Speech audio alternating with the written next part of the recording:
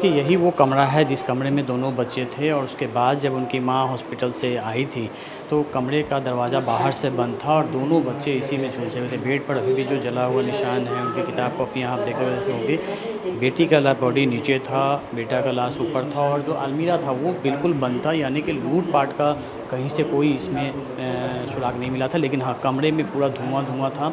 अभी जब घटना के बाद एफएसएल की जांच के बाद जब कमरे को धोया गया है तो परिवार वालों को एक टोपी मिला है और ये टोपी यहाँ पे मिला है जिससे जो इनके परिवार वालों का नहीं है। ऐसा माना जा रहा है कि ये टोपी जो है अपना जो हमलावर है उनकी हो सकती है, क्योंकि ये टोपी सफाई के दौरान कमरे से मिला, जिसके बाद तो ये टोपी नहीं लोग का नहीं, हाँ उन्हीं लोग का है ये टोपी। उन्हीं हम लोग का टोपी नहीं है, हमारा ब्लैक टोपी ऐसा है ही नहीं।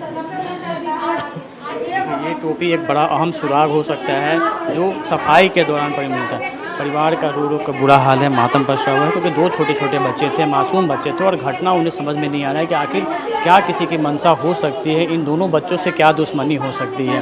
फिलहाल देखिए पूरा परिवार यहाँ मौजूद है, किस तरीके से हो रहा है। देखिए किस तरीके से यहाँ पे हम बात करने की कोशिश करते हैं, किस तरीके से स्थानीय लोग जो हैं वो दहशत में है कि आखिर कैसे, क्या लगता है आप लोग? हमको पुतोह लगती है, भगन पुतोह है, वो मेरे भागना है।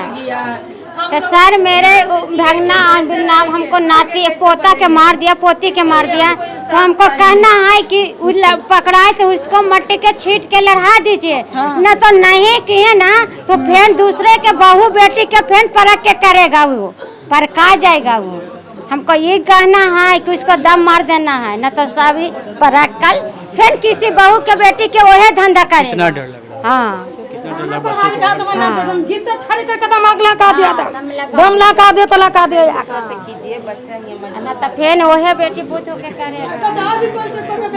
आप देखिए पूरी तरीके से मातम पसरा हुआ है यहाँ पे, क्योंकि हर कोई गमगीन है कि आखिर छोटे बच्चों से किसी की क्या दुश्मनी हो सकती है। जिस तरीके से पूरी होगा वही ना, बड़ा आमदी से होगा तो कोई बात नहीं है, बच्चा से लोग के क्या दुश्मनी की मार दिया, एको को के न मारे, दोनों के घर उजाड़ दिया।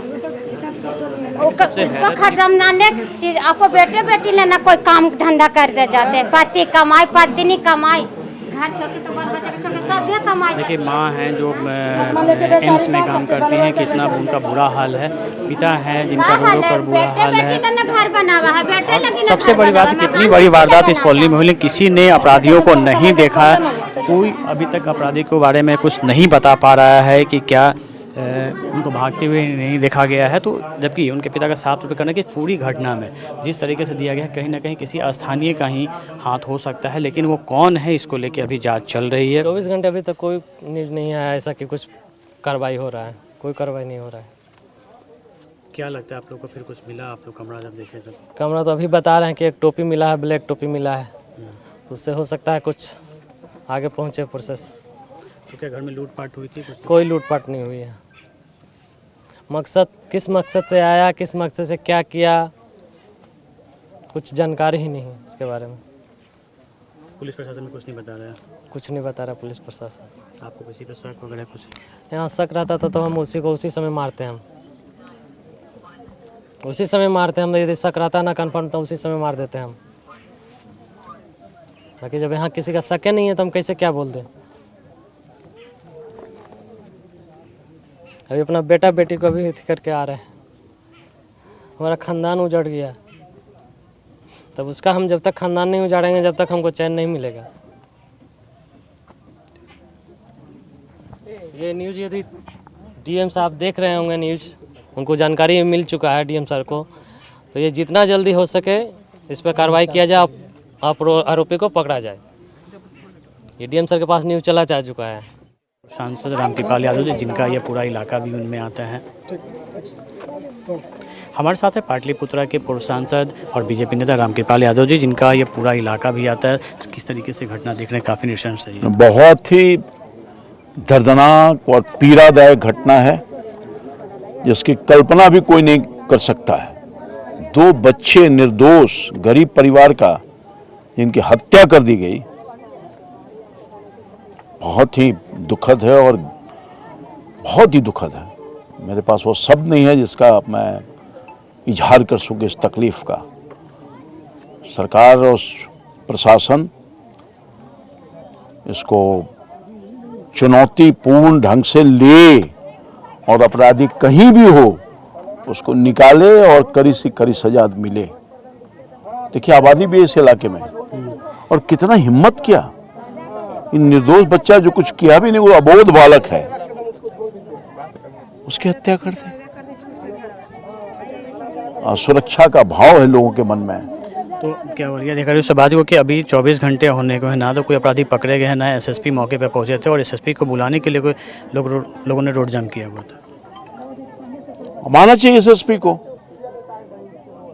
आपकी जिम्मेवारी है। लोगों का विश्वास जीतने का, विश्वास का वातावरण है, इसलिए तो सड़क पर है लोग ना। कल से प्रोटेस्ट हो रहा है। सभी सीनियर अधिकारी को आकर के इस घटना को मजबूती के साथ उसको वो देखना चाहिए और अपराधी को पकड़ना चाहिए। लोगों को भरोसा देना चाहिए। लगता होगा कि हम भी असुरक्षित हैं, तो गरीब लोग हैं ना, देख रहे हैं कि नहीं। कोई आधा कट्ठा, कोई आधा धूर, कोई 10 धूर, कोई 5 धूर में तो मकान बनाया है। सब डेली कमाने खाने वाला तो आदमी है, कोई दूसरा है। क्या मिला होगा उसको? चोरी डकैती करने के दृष्टिकोण से आया, किस दृष्टिकोण से आया तो जांच का विषय है। वो 2 मासूम बच्चे क्या किए थे? हृदय विदारक घटना है। बीजेपी की सरकार है और खुद कह रहे हैं कि पुलिस को चुनौती के रूप में लेना चाहिए। लोगों में सुरक्षा का भाव है और उन्हें यह भाव दिलाना चाहिए कि वो सुरक्षित है। इसके लिए कड़े कदम उठाने की ज़रूरत है। कैमरामैन सनी के साथ अमिताभ ओझा, पटना न्यूज़ 24।